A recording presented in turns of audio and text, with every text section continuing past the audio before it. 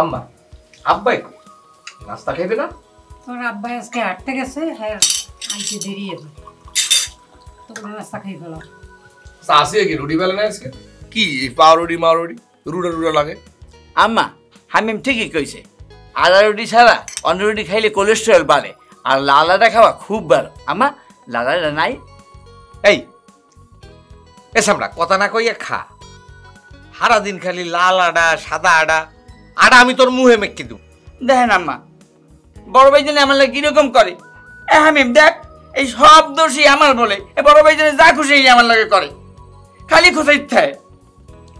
ঠিক আছে বড় ভাইয়া, তুমি সবসময় খোঁজাখুঁজি করো বললি কিনলে করো বুঝাও তাই অভ্যাস হয়ে গেছে খোঁজাখুঁজি করা তোমার না? ও কি কেচ্ছ যে তুমি খোঁজাও খালি সারাদিন? ওই তো কেচ্ছই দাঁড়া সারাদিন কেমন খালি মুসরামুসরি করে। এই থামবি তোরা?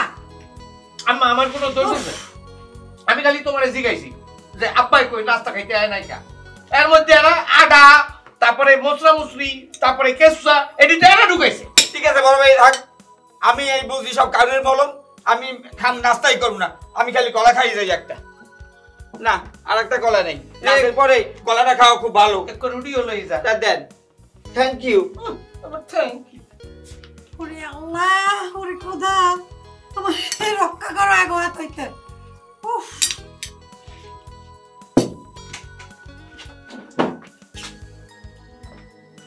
খাও কলা খাও।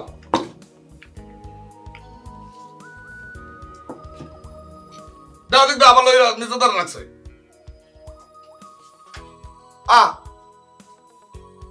কলাগুলো সব লাগি গেছে আম্মা, দেখ কলাগুলো সব লাগি গেছে।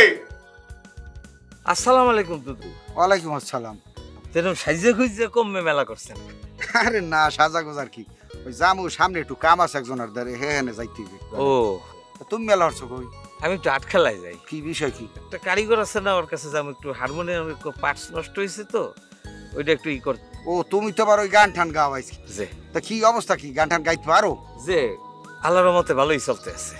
ও তো এই গান দিয়ে কি কিছু হইবে ভবিষ্যতে বোঝো? দুদু কি হইবে কি হইবে না হ্যাঁ চিন্তা করে তো কেউ সঙ্গীত সাধনা করে না, এটা হইতেছে মনের জিনিস, মনের খোরাক, বুঝছেন না? না সেটাও বুঝছি, ঠিক আছে।